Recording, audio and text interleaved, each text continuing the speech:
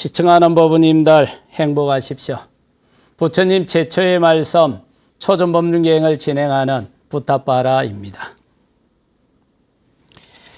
저는 부처님이 최상의 깨달음을 정득한 곳 불교 최대의 성지 부타가야 보리수 옆에 있는 국제수행학교에서 선임양성 교육불사를 하고 있습니다.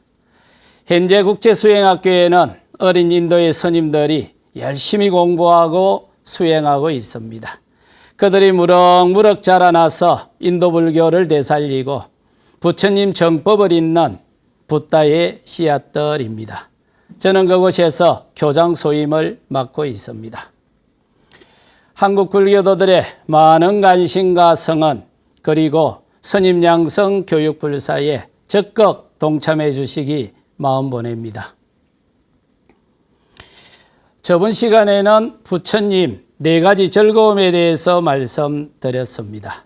이번 시간에는 부처님이 최상의 깨달음을 정득하고 중생들의 근기를 살펴보니 세상 사람들이 부처님이 깨달은 법을 이해하지 못할 거라고 판단을 합니다. 그래서 슬퍼하지 않으려고 합니다.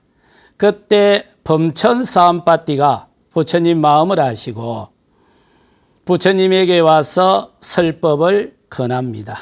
부처님 대자비심을 일으키셔서 법을 설하셔야 됩니다 하고 범천이 부처님께 설법을 권하는 장면을 함께 살펴보겠습니다.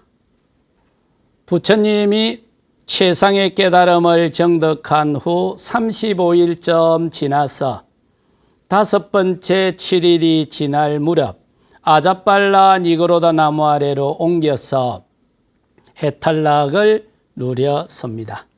그때 잔염을 하는데 한 생각이 쑥 올라왔다고 합니다.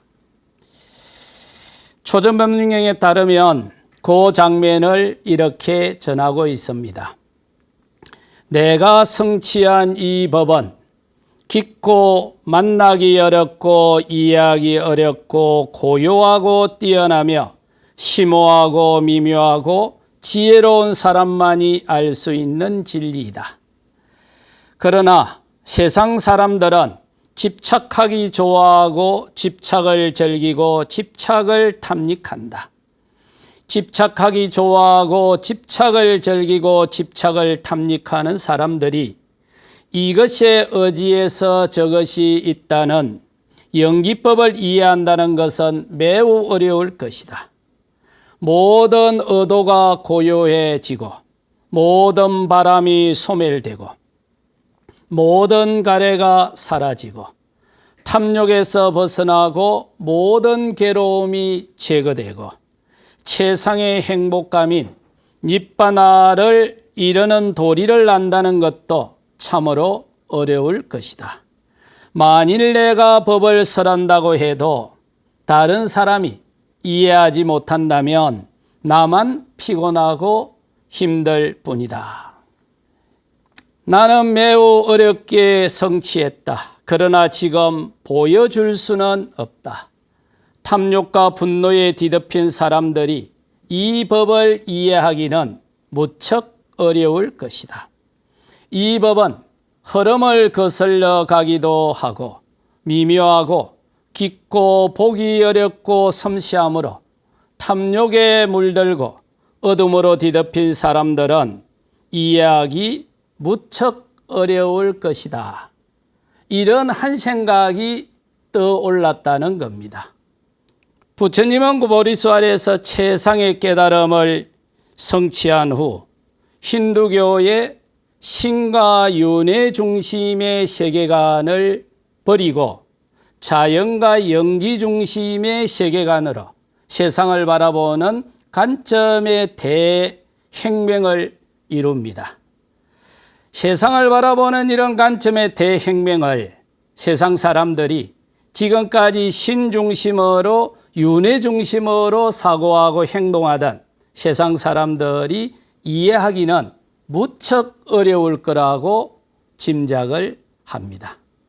동시에 많은 사람들은 욕망을 충족시켜서 행복으로 가려고 하는데 부처님이 최상의 깨달음을 정득하고 보니 욕망을 충족시켜서 행복으로 갈 수도 있지만 욕망을 줄이고 욕망으로부터 벗어나서 자유롭고 행복으로 갈 수 있는 새로운 길이 있다. 이런 이치를 늘 욕망을 충족시켜서 삶을 살아가던 사람들이 과연 이해할 수 있을까? 이거는 이해하기가 무척 어려울 것이다. 그러니 그런 사람들에게 내가 법을 설해 본들 이해할 사람이 아무도 없을 거다. 그러니 내만 피곤할 거야. 이게 부처님의 솔직한 고백이었습니다. 우리는 일반적으로 부처님이 최상의 깨달음을 정득하고는 중생을 구제하기 위해서 대자비심을 일으켰을 거라고 상상하기 쉽습니다. 그러나 경전에 등장하는 부처님의 모습은 우리의 발행과는 다소 다른 모습을 보여주고 있습니다.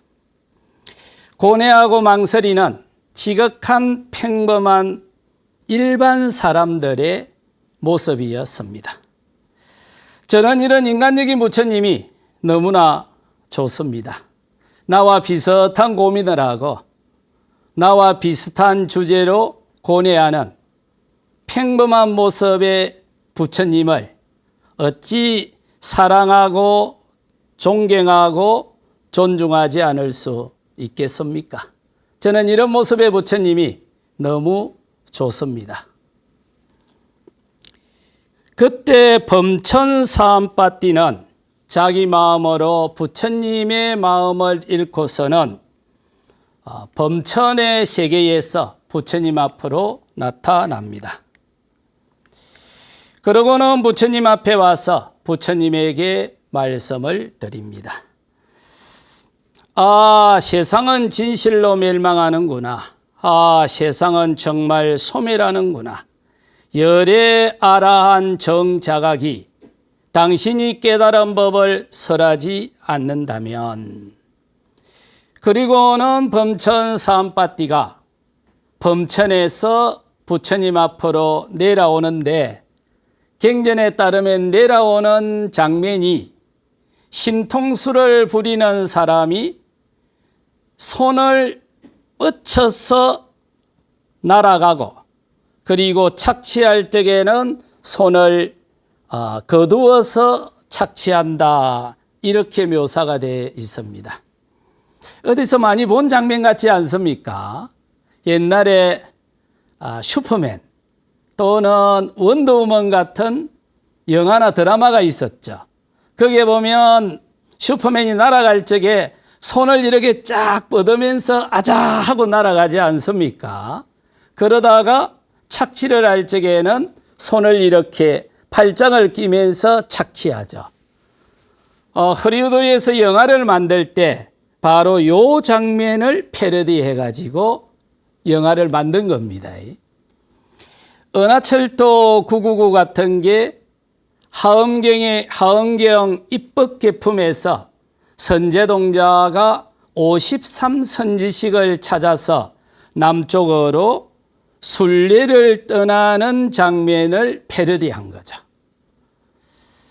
서유기에서 현장 법사와 손오공도 마찬가지고 별주부전에서 거북이와 원숭이도 마찬가지입니다. 부처님에 관련된 에피소드를 문화 콘텐츠로 기가 막히게 각색을 해서 세상 사람들이 가장 좋아하는 콘텐츠로 만들었던 거죠. 그런데 이런 콘텐츠들을 일본 사람들도 잘하고 오늘날은 허리우드에서도 즐겨 사용하는 콘텐츠로 자리 잡고 있습니다. 그리고 범천사암빠띠가 부처님 앞에 와서 한쪽 어깨에 상의를 걸치고 펜단 우겐이라고 하죠. 오른쪽 무릎을 땅에 꿇고 웃을 착지라고 하죠. 두 손을 모아서 합장한 후 합장 공경이라고 하죠. 그리고 다음과 같이 부처님께 간청합니다. 반대시여 세존이시여 법을 설하소서. 이 세상에는 선서시여 법을 설하소서. 이 세상에는 평화롭고 번뇌가 적은 중생도 있습니다. 만일 그들이 법을 듣지 못한다면 쇠퇴할 것이지만 듣게 된다면 이해하게 될 겁니다. 이렇게 해서 범천이 부처님에게 간청을 합니다.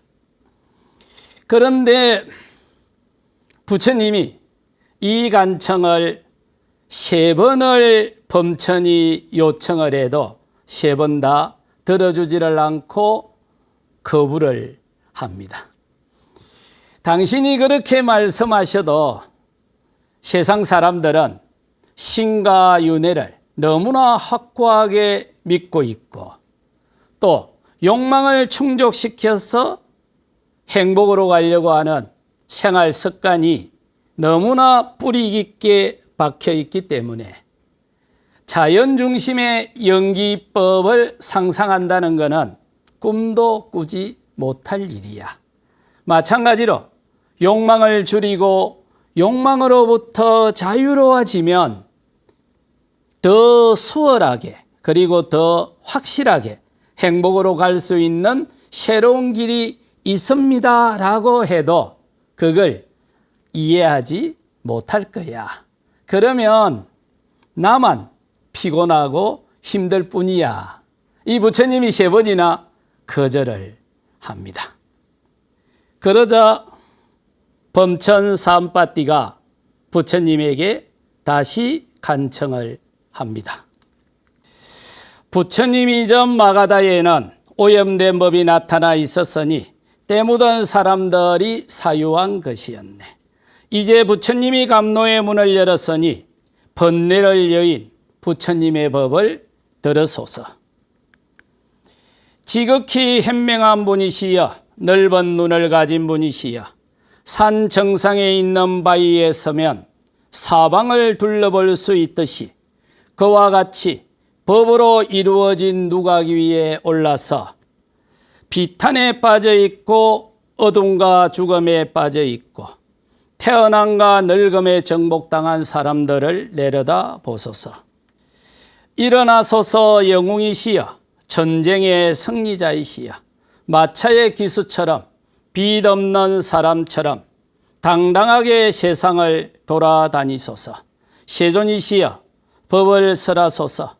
이 세상에는 부처님의 가르침을 이해하는 사람들이 반드시 있을 것입니다. 이렇게 3번이나 부처님에게 이제 간청을 합니다. 이 정도 간청을 했는데도 움직이지 않으면 그것도 허물이 되지 않겠습니까? 아니면 어른을 움직이려고 하면 이 정도 명분은 드려야 움직일 수가 있죠.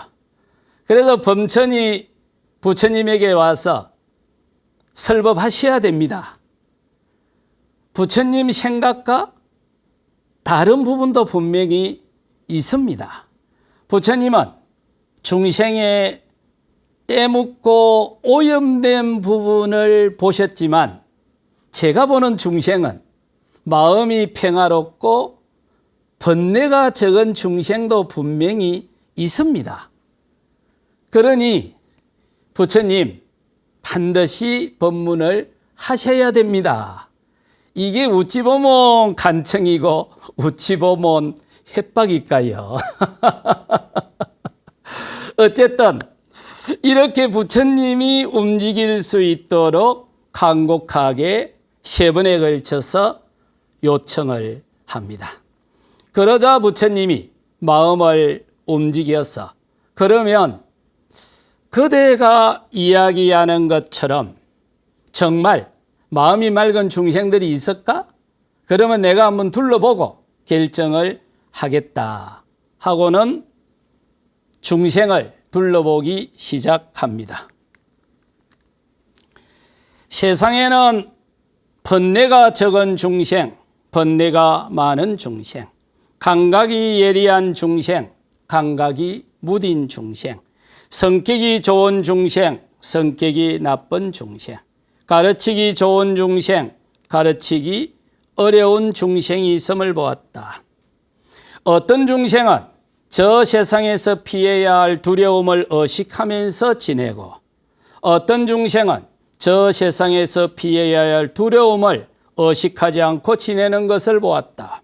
마치 연못에 핀 푸른 연꽃, 붉은 연꽃, 하얀 연꽃과 같이 어떤 연꽃은 물속에서 태어나 물 밑바닥으로 내려가면서 자라고, 어떤 연꽃은 물속에서 태어나 수면과 같은 높이로 자라고, 어떤 연꽃은 물속에서 태어나 수면 위로 자라나 물에 닿지 않는 것과 같았다. 이렇게 중생의 근기를 살펴보고는 부처님이 설법을 하고 활동을 하겠노라고 마음을 정합니다. 그리고 나서 다음과 같이 대사자우를 토합니다. 감노의 문은 활짝 열려 있다. 귀 있는 사람들은 듣고 이미 가지고 있는 잘못된 믿음을 버려라. 브라마나여, 사람들에게 내가 이 지혜롭고 숭고한 법을 설하지 않으려고 한 것은 나만 피곤할 뿐이라고 생각했기 때문이다. 이제 이렇게 마음을 정하고 부처님이 활동을 하기 시작합니다. 이렇게 마음 한마음 일으키고 부처님은 45년 동안 하루에 20시간 이상씩 활동을 하게 됩니다. 45년 정도 활동을 하고 1년에 1300km 정도 움직였고, 그것도 걸어 다니셨고, 반경 한 350km 정도 되는 거리였죠. 1년에 4개월 정도는 한 곳에 머물렀고, 그리고 나머지 8개월 정도는 늘 길 위에서 걸어가면서 설법을 했는데, 이때 중요한 원칙이 하나 있었습니다. 혹시 그런 이야기들 들어보셨습니까? 그리스도교에서는 잃어버린 한 마리 양까지도 찾아와서 함께 가겠노라 했는데, 부처님은 내 이야기를 듣고 이해하고 받아들이는 사람에게만 수행을 지도하겠노라. 이게 부처님의 원칙이었습니다. 이게 신을 믿는 그리스도교와 수행을 중시하는 불교와의 가장 본질적인 행동 유행의 차이입니다. 이런 차이를 이해하지 못하고 많은 중생을 함께 가려고 하다가는 이게 잘 맞지 않는 걸 현장에서 많이 경험하게 될 겁니다. 잃어버린 한 마리 양까지 다 구제하겠다라고 선언한 그리스도교의 그 구호가 상당히 매력적이죠. 따라오는 사람만 데리고 가겠다라고 했던 부처님의 관점이 좀 냉정하기도 하고 야박하기도 합니까? 그런데 이 세상에는 자기 문제를 자기 스스로 해결하지 못하고 힘 있는 사람에게 어떻게 해서 해결해 주세요 하고 매달리기를 좋아하는 사람도 있죠. 그런 반면에 어떤 사람들은 자기 문제는 자기 스스로 해결의 주체가 돼서 해결하려고 하는 사람들이 있는데, 지구 전체를 놓고 보면, 인류 전체를 놓고 보면 거의 50대 50일 거예요. 그러니 어떤 하나의 프레임을 가지고 모든 대중을 다 수용할 수 있다. 그거는 낭만 자객에 불과할 겁니다. 우리가 살아가는 현실은 반드시 일치하지는 않을 겁니다. 그러니 의존하기를 좋아하고 자발적으로 스스로 신의 종이 돼서 신에게 기도하고 내가 할 일은 신에게 매달리는 것, 내 문제를 해결해 달라고.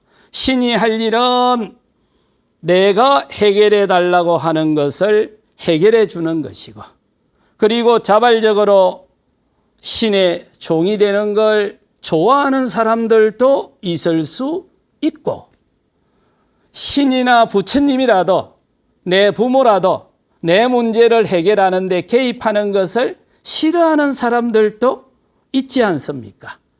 내 문제는 제가 해결하겠습니다. 제가 주체가 돼서 제 스스로 제 문제를 해결하겠습니다. 이런 사람들도 분명히 있죠.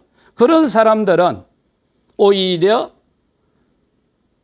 내 스스로가 내 문제의 주인공이고 주체입니다.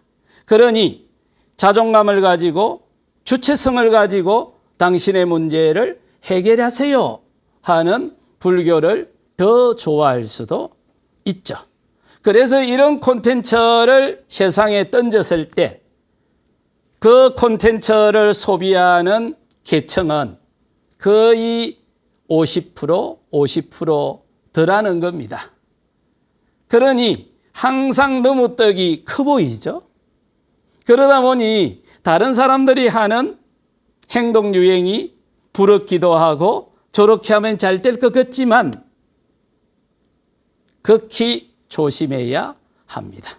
내 콘텐츠의 경쟁력이 어디에 있는지 그걸 먼저 파악하는 것이 필요할 겁니다.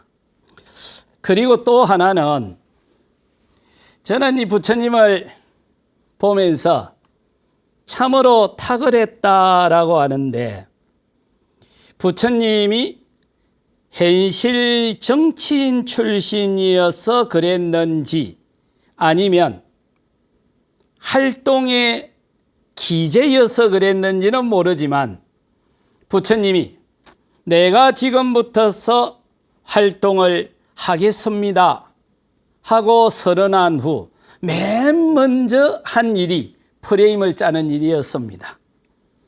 선거를 하거나 비즈니스를 하는 쪽에서 기획을 하는 사람들이 가장 심혈을 기울여서 하는 게 뭐죠? 바로 프레임을 짜는 거지 않습니까?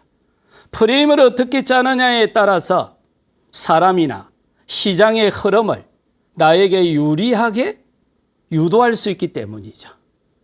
그러니 부처님이 활동을 시작을 하면서 맨 먼저 한 작업이 바로 프레임을 짜는 거였습니다.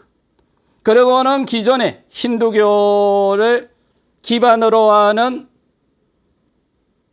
종교인들에 대해서 부정법이고 사법이고 사교다 하고 프레임을 딱 짭니다. 그리고는 내가 발견한 이 법은 청정한 법이고 최상승법이고 그리고 정법이다.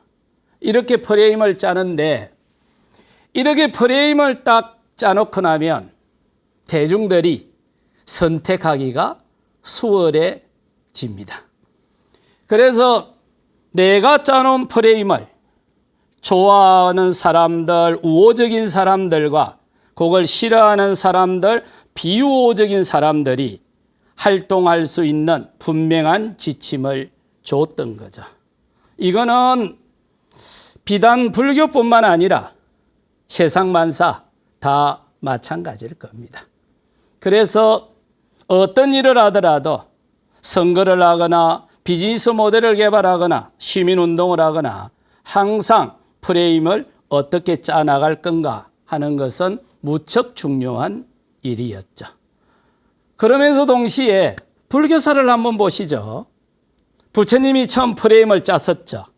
그러고 나면 300년, 500년 정도 세월이 지나면 불교 안에서 새롭게 등장하는 파가 항상 맨 먼저 했던 일이 뭐죠?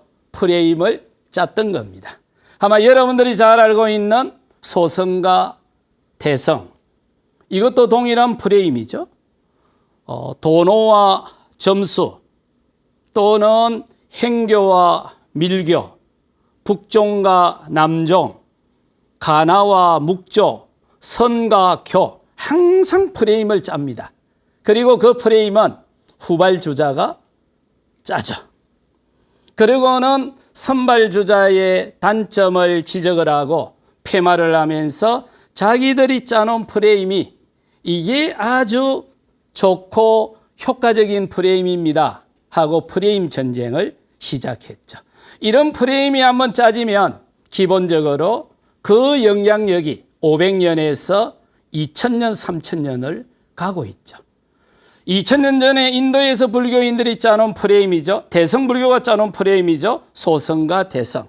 지금 우리는 그 프레임에서 결코 자유롭지 못하지 않습니까?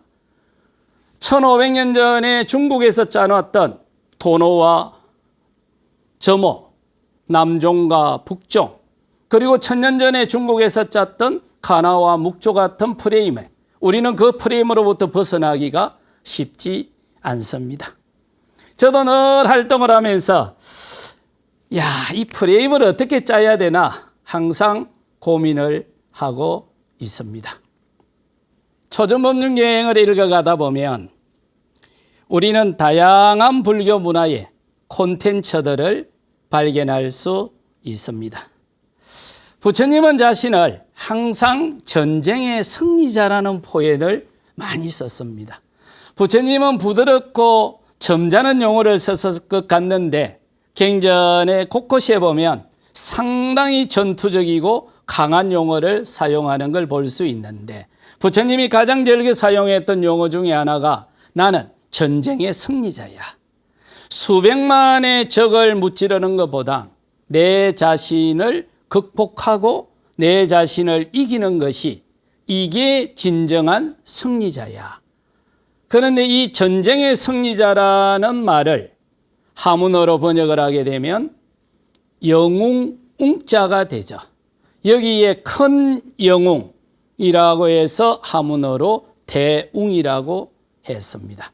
그래서 오늘날 부처님을 모시는 정각을 대웅전 이리 하지 않습니까? 이게 부처님이 사용했던 용어에서 따온 콘텐츠였습니다.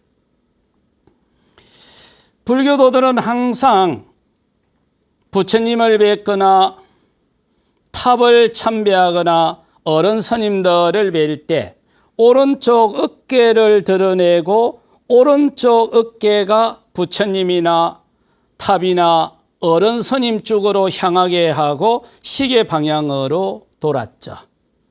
아마 여러분들이 성지순례를 가서 탑도리를 하면 항상 시계 방향으로 오른쪽으로 도는 걸 볼 수 있을 겁니다.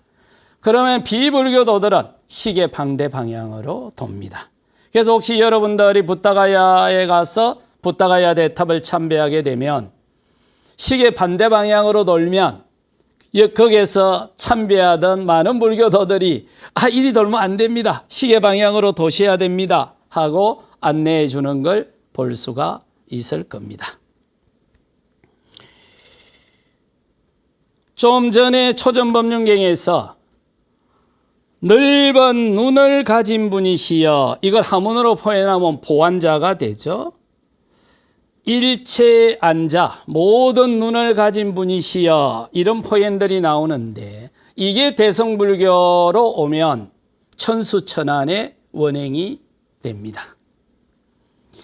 또 대성불교에서는 푸른 연꽃, 청년은 지장보살을 상징하고 붉은 연꽃인 홍련은 간센보살을 상징하고 하얀 연꽃인 백년은 미륵보살을 상징하죠. 그런데 이런 콘텐츠들이 바로 초전법륜경에서 기인을 하는 걸 볼 수가 있습니다. 예불을 하거나 어른 스님들을 찾아뵐 때 오른쪽 어깨를 드러내고 왼쪽에 가사를 이렇게 감죠. 혹시 시청하는 법우님들 대웅전에 가서 부처님 상을 뵈면 오른쪽 어깨를 드러내고 왼쪽에는 가사를 감고 앉아있는 모습을 보게 될 겁니다. 조계종의 스님들이 의식을 할 때 가사를 입는 모습을 한번 상상해 보시죠. 오른쪽 어깨를 드러내고 왼손에는 가사를 접어서 감고 있지 않습니까? 바로 이 장면도 초전법륜경에 등장하는 모습입니다. 혹시 건강경을 읽어보면 2장에 보면 그러죠. 수보리 존자가 부처님에게 질문을 하죠. 그때 펜단, 우견, 우설, 착지, 합장공경, 200불언 이런 용어가 나오지 않습니까? 그것도 바로 초전법륜경에서 기인하는 콘텐츠였습니다. 따라서 초기 경전인 니까야나 아한경에 대해서 해박하게 알게 되면 대성무경전이나 불교 문화 콘텐츠에 대해서 이해의 폭이 넓어지기도 하고 깊어지는 것을 알 수 있습니다. 왜냐하면 근본 경전은 모든 불교의 근원이자 뿌리이기 때문입니다. 우리는 대개 자기 분야에서 성공한 사람들을 존경까지는 아니라도 많이 칭송을 하고 있죠. 물론 어떤 분야든지 새로운 분야에서 그 분야의 최고 단계까지 갔다라는 것은 충분히 칭찬받을 만한 요건을 갖추게 된 거죠.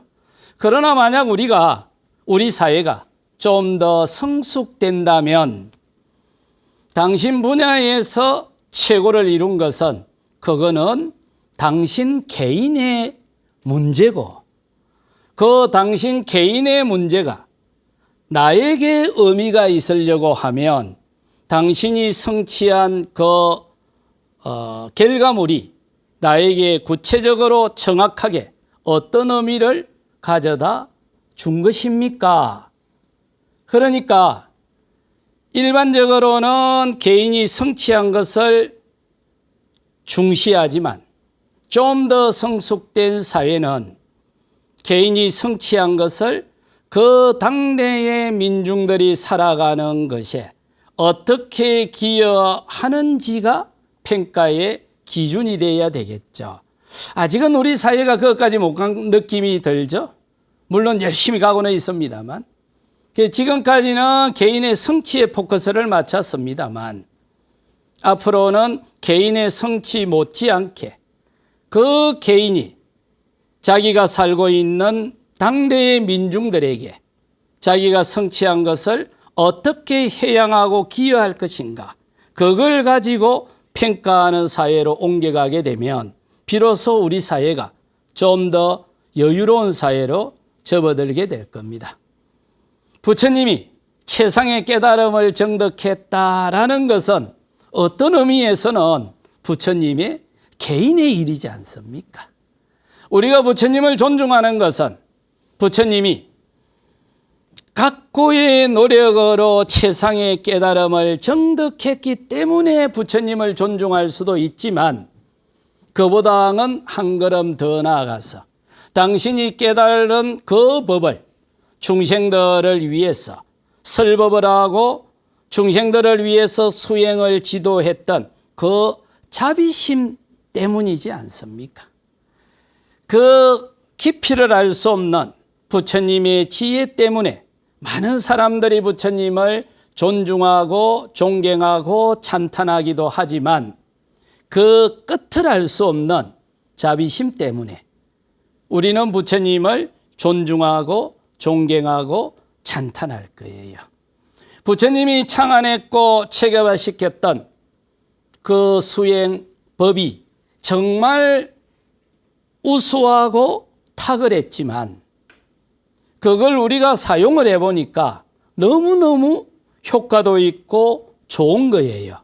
그런데 거기에 더해서 부처님이 하루에 20시간 이상 45년 동안 줄기차게 맨발로 1300km를 움직이면서 그 수행법을 필요로 하는 사람들에게 수행을 해양하려고 했을 때 많은 사람들이 부처님에게 고마워했던 거죠.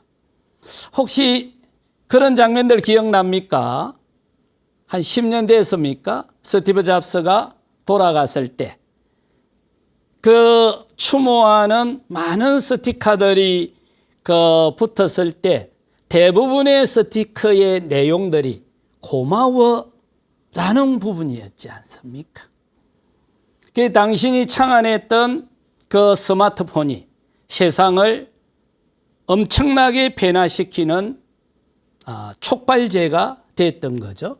그리고 그걸 세상 사람들이 써보니까 너무 좋은 거예요. 그러니 그걸 발견하고 발명하고 대중들에게 삶을 편리하게 해줬던 스티브 잡스한테 고맙다고 찬탄을 했던 거죠. 마찬가지로 많은 사람들이 욕망을 통해서 행복으로 가려고 했을 때 욕망을 줄이고 욕망으로부터 벗어나는 것이 행복으로 가는 올바른 길입니다. 그리고 수행을 통해서 그것을 직접 경험할 수 있습니다. 이렇게 부처님이 대중들에게 이야기를 하고 그것을 대중들에게 직접 가르쳐 줬고, 그래서 세상 사람들은 존중하고 존경하고 찬탄했다라고 하지만 만약 오늘날 젊은이들한테 이걸 어떻게 표현할까요? 했으면 틀림없이 부처님 고맙습니다, 이렇게 했을 겁니다. 수행은 마음 근육의 탄력성을 키우는 것이 핵심이죠. 육체 근육을 탄력성을 키우는 것이 운동이라고 하죠. 마음 근육의 탄력성을 키우는 것을 수행이라고 합니다. 수행으로 마음 근육의 탄력성이 커지면 외부 자극에 대한 대응력이 좋아지고, 그리고 일상으로의 회복 탄력성이 월등히 향상되는 걸 볼 수 있습니다. 이런 수행을 만들어준 부처님을 우리가 어떻게 사랑하지 않겠습니까? 다음 시간에는 부처님이 최상의 깨달음을 정득한 곳, 불교 최대의 성지 부타가야 보리수를 떠나서 오비구들에게 당신이 창안한 수행을 전해주기 위해서 바라나시 녹야원으로 가는 과정을 살펴보겠습니다. 지금까지 부처님 최초의 말씀 초전법륜경의 부타바라였습니다. 저는 다음 시간에 뵙겠습니다. 제가 열심히 수행하는 것으로서 부탁께 공양 올립니다.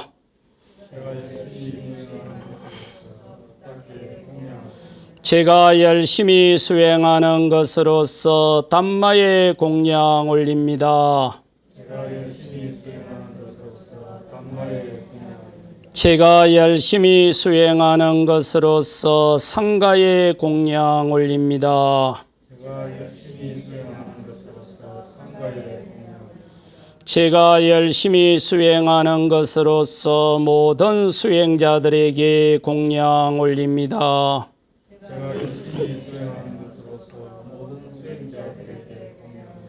저의 이와 같은 수행 공덕이 많은 존재들의 자유와 행복, 평등과 평화, 공정과 정의, 이해와 배려, 관용과 포용, 공존과 어울림으로 해양되기 바라납니다. 이마야 담마 누담마 파티파티야 부땅 푸제미 이마야 담마 누담마 파티파티야 담망 푸제미 이마야 담마 누담마 파티파티야 상강 푸제미 사두 사두 사두. 행복하십시오.